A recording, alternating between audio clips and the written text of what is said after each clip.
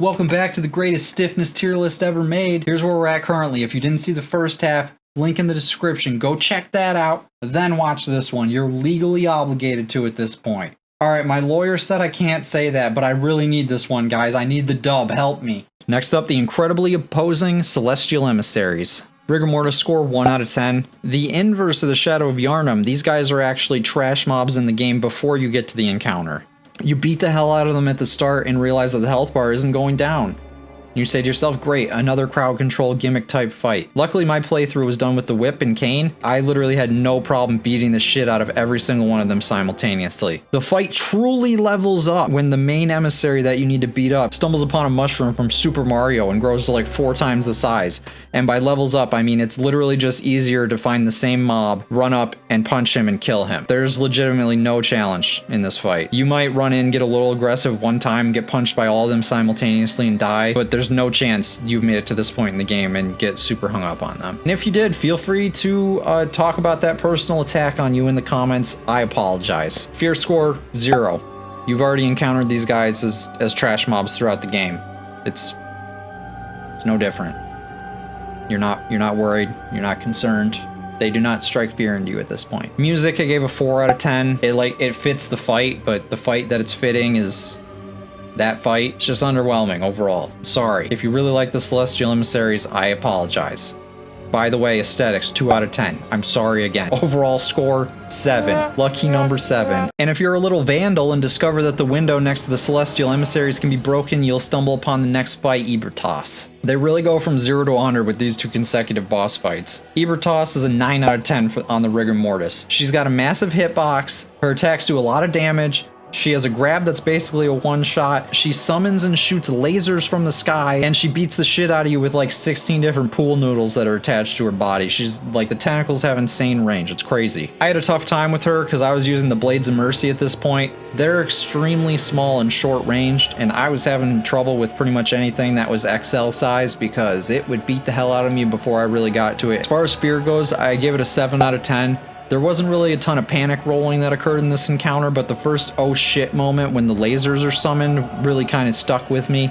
Another one of those kind of pseudo enrage mechanics like Gascoigne where the boss develops another skill or attack out of nowhere and it just takes you by surprise. I gave Ebrietas' soundtrack a 7 out of 10. I don't even know how to describe it. It's like, at the same time, it's kind of celestial, but also like, I want to say angelic. Ebrietas doesn't exactly scream angelic to you, but she's supposed to be like a celestial powerful being, like a fallen great one or one that didn't ascend apparently. I'm pretty amped up after watching Vadi's lore video, so I've learned a lot about these guys. Maybe celestial and like a greater power, those two things are somehow conveyed through the soundtrack. So maybe since it's able to do both of those things, I should give it a higher score. We're bumping it up to an 8 out of 10. As far as visual aesthetics go, unfortunately Ebrietas gets a 5 out of 10. While she does look epic, when I was going up to her passive body trying to figure out where to attack, I got her butt and her face confused. And if I can't discern what is your butt and what is your face, you can't score above a 5 out of 10. I'm sorry. That goes for everybody, regardless of how close you were to being a great one, or if your blood powers all of the healing church and is reason that everyone becomes some type of beastly figure. That's very impressive, but it's still a 5 out of 10 in that one specific category. Overall, it's a 29. Like, it's a good score, all right? I'm sorry that your face looks like your butt, Ebrietas. It's not my fault. Next up is Micolash, a man so dangerous he has to wear a chastity helmet for his brain. Nah, I'm just kidding. It's like a birdcage or something. He's a 1 out of 10 on the Rigor Mortis. And as such, he instills no fear in you. In fact, you kind of feel strong yourself because he punches you and it only hits for like 4% of your health. So I'm actually giving him a -1. He's the first person to receive a negative score in a category. I'm gonna give the soundtrack for Micolash a 5. It's actually like a really nice score. The piano in it's like really fitting for the encounter. It's like sufficiently creepy for, you know, how creepy chasing a guy with a birdcage on his head is. Visual aesthetic, 3 out of 10. Not really imposing, not overly cool. Kind of a weird vibe around the whole thing. 70% of the fight you're playing tag. Actually gonna give him 8 points for lore, since he's the only boss fight that has like true important dialogue. That's not 100% true. He's the only boss fight that has dialogue outside of like the cinematics that are really, it's kind of important, and if you can kind of run around while chasing him and listen to it and actually like learn about the game, which I think is unique and that's kind of cool for your first playthrough. Since I've only done one playthrough, that's all I have to go off of. I'm sure on New Game Plus, it's terrible. I can't even imagine doing that fight for the second time. I'm sure it's horrible. So you can take those 8 points away if it's not the first playthrough. But if it is, overall score 16, huh? Not terrible. Not great, but it could be worse. Like, just play the game one more time and it gets halved, actually. Next up, we ventured into the DLC. What's the first boss that greets you there? Everybody's most lovable friend, Ludwig, the former hunter who's now a horrible, mutated, double-headed horse dog. I don't know how to describe more of him. He's got a lot of limbs. You have no idea where he's attacking from. It's truly horrifying. 10 out of 10 on the rigor mortis scale. Ludwig is hyper-aggressive. His moves are not very telegraphed. Every time you seem to break one of his limbs, he gains a new attack of some kind. While being a horse and a dog and a deer and a hunter all combined into one, he's also somehow a spider, leaps up to the roof and comes crashing down and nearly one-shots you after like 7 seconds, and it's incredibly hard and frustrating to time. I'm over it though. I'm over it. As far as the fear factor goes, 10 out of 10. I've never panic rolled so much in my life. I panic rolled more in this fight than I spam parried out of fear in my entire playthrough of Sekiro. This was horrifying. I didn't know what to do for the first like 5 pulls. Oh, and by the way, that's just the first half of the fight. Because surprise, surprise, you get one of the coolest cutscenes ever put in a video game, and at 50%, he turns into Ludwig the Holy Blade as opposed to the Accursed. So his name changes too. I don't know if that happens. I don't know if that's ever happened to any of the other bosses. I don't recall it happening, but it's friggin' epic. The soundtrack is unbelievably sick. Slaps so hard. Certified banger. It easily has to be top 3 or 4 for anybody who's played Bloodborne. If you've, like, made a chart rating the soundtracks. Anyway. I'm definitely not a certified audiophile by any stretch of the imagination, but I'm fairly sure you can at least get on board with this rating. Song's incredible. The soundtrack even changes at 50% when he becomes the Holy Blade and regains a little bit of his humanity. He's like significantly more sentient. You can tell in his voice lines and just how he's standing up and wielding a sword instead of trying to eat you. I mean, that aesthetic, 10 out of 10. Both forms of the boss are awesome. One's terrifying, one's really cool. The arena you fight in is kind of the cathedral aesthetic, but this time it's filled with blood and skulls. That's metal, all right? So that gives Ludwig a score of 40.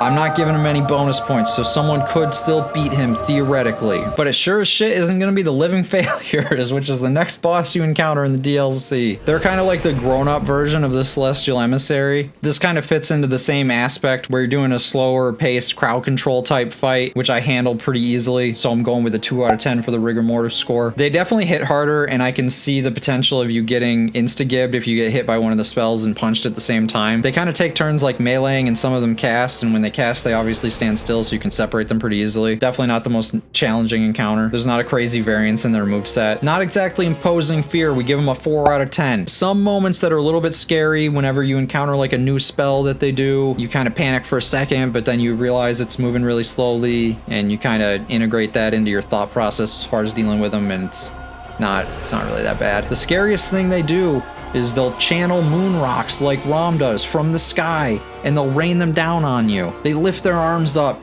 the sky turns dark, and you think to yourself, oh shit, what's gonna happen? They're summoning moon rocks from the sky, which would be scary if there wasn't an incredibly convenient tree made out of like dead sunflowers that blocks all of the rocks if you stand behind it. The song's actually really good. I like the song a lot. 6 out of 10. Way better than the actual fight itself for me. And then overall visual aesthetic, 2 out of 10. I would like to give them some bonus points for the clock tower that they reside in, but that's really Maria's, and they're just kind of Airbnb-ing in it. So basically they just have their gangly limbs and their sunflowers as a body of work, and that's just not good enough for a 3. Shockingly, adding another boy didn't make it too much harder, so the living failures as a group of 4 only receive a score of 14. Next up, the true owner of the astral clock tower, Maria, guardian of the fishing hamlet, all-around bad bitch. Uh-oh. Why do you always touch corpses? I feel like we should stop touching these things. Touch the mummy, got teleported into a nightmare. Another corpse, we just walk right up, try and touch it. Deformed cleric beast skulls, touch it immediately. That's all we do. We just can't help ourselves. Rigor mortis score, 7 out of 10.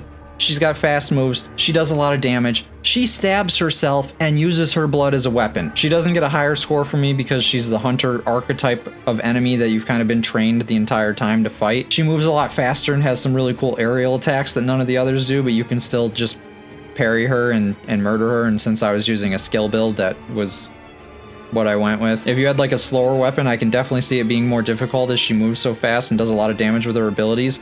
Oh, by the way, her blood catches on fire later. Yeah, she's kind of hardcore. Fear rating, 7 out of 10. For the aforementioned using her blood as a weapon, and then it subsequently catching on fire. Actually, that's the same rating as the amygdala ripping his own arms off. Which one's more intense? I feel like impaling yourself through the chest is like slightly more intense than ripping off 2 of your like 8 arms. Alright, we're gonna bump her up to an 8. Her song is awesome. It was an 8 out of 10 for me. If you're fighting her without spamming parry attempts, you guys are kind of doing this like poetic dance of sorts, this like choreographed sword fight. The music ties into that and makes you feel like you're in kind of one of those cinematic experiences. It's really cool. Honestly, I'm gonna give it a 9 out of 10 for that. That was cinematic or poetic as f, and that's how the fight feels. It feels awesome. Everything is cool about that fight. As far as the aesthetics go, 10. The setting's awesome. Her aesthetics awesome. I think her weapons are cool. Her moveset is sick. Just everything about the fight is cool. I'm gonna give her 5 additional points. For the lore. She's a bad bitch and she's guarding the fishing hamlet and the orphan, and she's got an overall score of 39. Next up is the Orphan of Kos. Let me paint a picture for you. You defeated Ludwig, and you think to yourself, wow, that's gotta be the most horrifying abomination that I'm gonna see in the DLC. There's not gonna be anything harder than that. There's not gonna be more visually imposing bosses. And you fight living failures. You feel good. You fight Maria. You have a beautiful experience overall. Even if you died a bunch of times, it's a short run back, so you're feeling good. There's nice, gentle music playing as you walk onto a beach past a bunch of worshipping slug people. And all of a sudden, a horrifying undead baby crawls out of the corpse of its mother.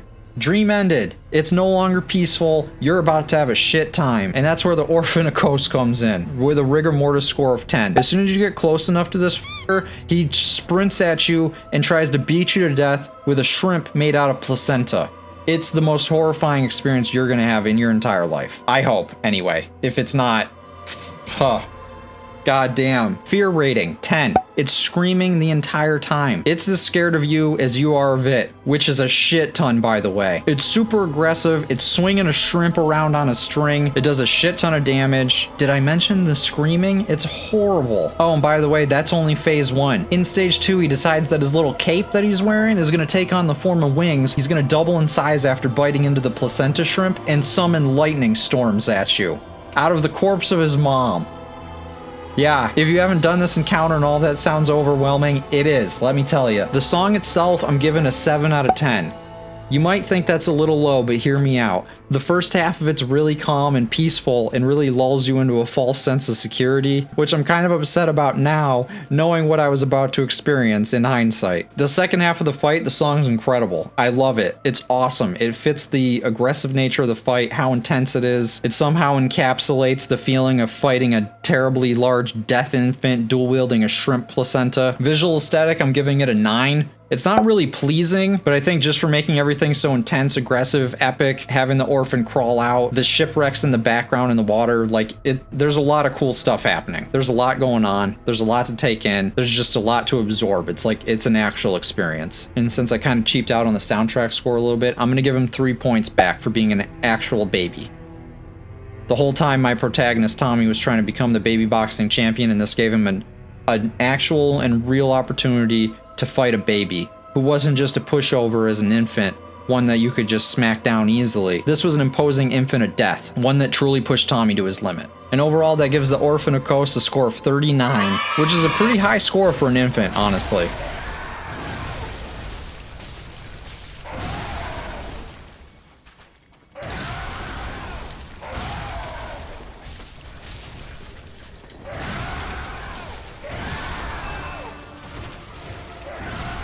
Next up, Laurence, the first vicar. In an effort to finish up doing all of the bosses in the DLC, all you have to do is kill another cleric beast. That doesn't sound so bad, right? Alright, now what if I tell you that cleric beast is on fire?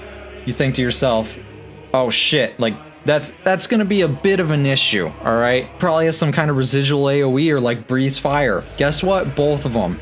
But, small caveat, no legs. And you're thinking to yourself, oh, holy shit, this is gonna be easy. Like, how hard could a boss with no legs be, right? At 50%, Laurence gets so pissed he explodes his legs off. His legs just spontaneously combust. I don't really know the science behind that, but you'd think it'd give you a huge advantage. Nope, somehow he's faster while crawling around on the ground, and defying all logic for fighting large beasts, he no longer has an ass for you to stick to. Instead of having a nice round little dump truck you could smack your weapons into, he just shits out lava all over the floor. Like, what the hell do you do against that? Oh, hit him in the head? Nope, he breathes lava too. It's just spewing out of both ends. The trick, as I found out, is to nestle yourself tightly and snugly into his armpit and just attack the shit out of there. That's his one weak spot. Gamer pro tip. Rigor mortis rating, 10 out of 10. And if you haven't experienced a legless cleric beast that's on fire crawling after you that's somehow faster with no legs, let me tell you, it's a fear rating of 10. Panic rolled a good bit when that occurred. Didn't know how to deal with that situation. Nothing in life equips you to handle that situation properly. There's no training for it. You just either have to clutch up and be a gamer, or you're gonna die a lot. Fortunately, I kind of lucked into it. I don't want to say I clutched anything on Laurence. I probably should have died more. I had one of those attempts where sometimes you just have some fortunate things go your way, and it's the difference between dying on a boss 3 times and 12 times. You already know what the song rating is. It's a 10. It's another song just like Ludwig's that I think can be generally accepted as top 3 or 4 in the game, regardless of taste or ability to determine what good music actually is. And then for visual aesthetic, I'm going to give him a 9 out of 10, which drops him just below Ludwig because he doesn't have a cool cinematic for his legs exploding. How do you have the guy's legs explode and not give him a cinematic for it? How do you do that? That's a missed opportunity for me. I want the lore behind the exploding legs. So overall, Laurence gets a score of 39. With the DLC completed, Tommy, our over-leveled baby boxing champion, was going to venture back to the rest of the game to take out another infant in Mergo. First taking out his wet nurse, who's like a sadistic Grim Reaper Mother Goose type hybrid. And shout out for Cersei for pointing out that a wet nurse literally actually nurses the baby, and since it's a Grim Reaper Mother Goose type, Mergo was obviously on some performing-enhancing drugs, making Tommy's baby boxing championship even more impressive. The most incredible baby boxing champion there's ever been in the history. He's the greatest of all time, the GOAT of baby boxing champions. Rigor mortis score about a 5 out of 10. Her attacks are incredibly telegraphed. Babies are weak to Molotovs, as it turns out. If I don't want to go to the baby, we'll equip Molotovs.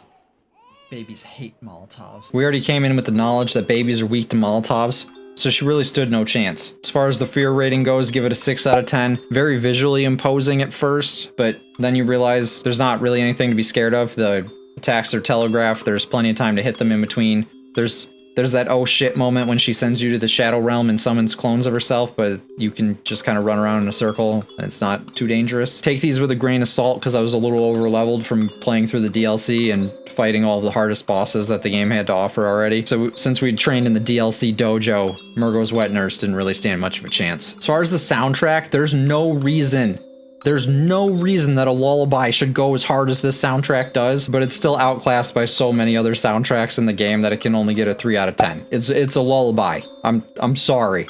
All right?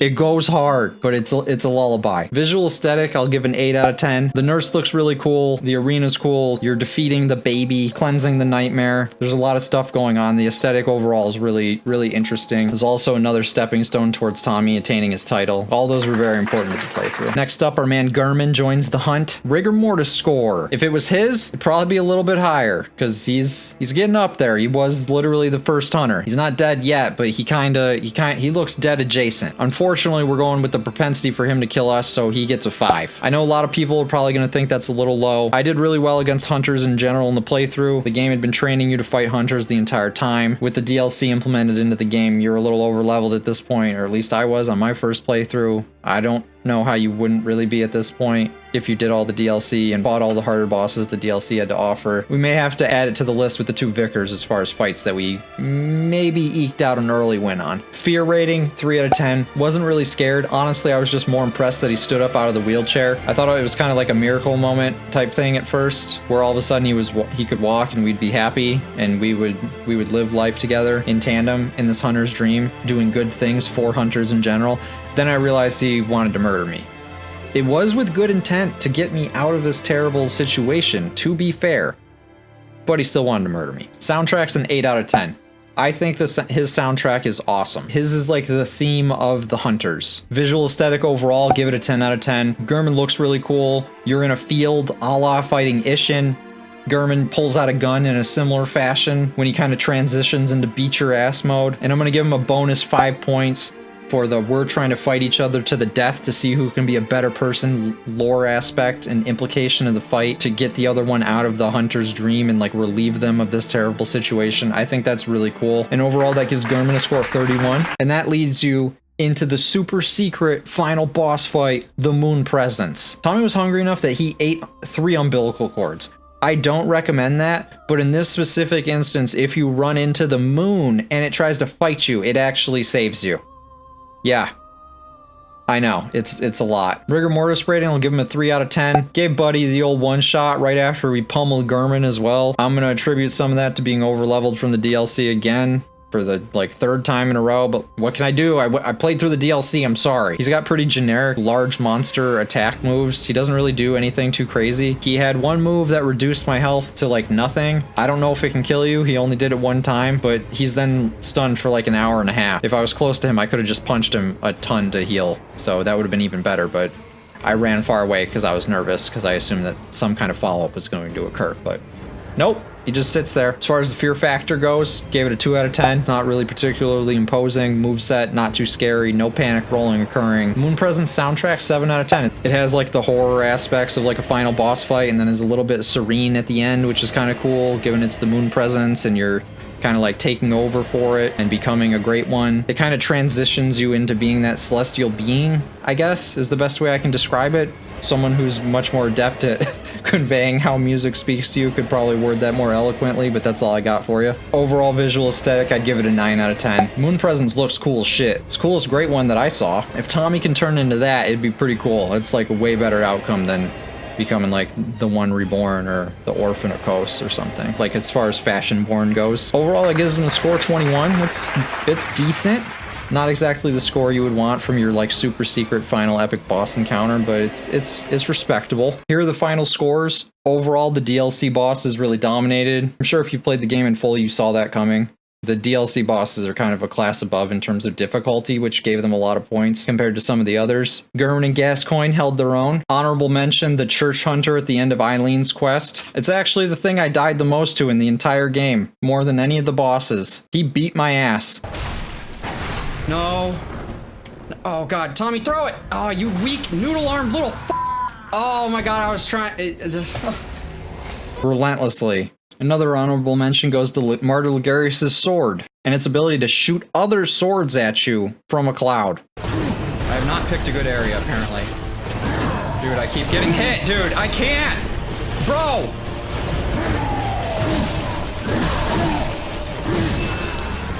Overall, I think those 4 categories gave me ample ability to convey how I feel about all the boss fights as a whole. I know I really ragged on some of the fights, but overall, Bloodborne boss fight design, it's so insanely good.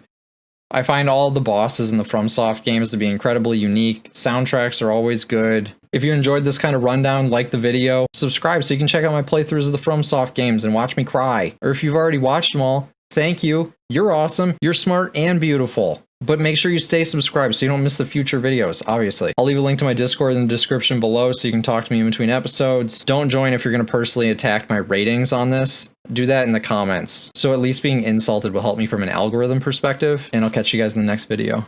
Peace.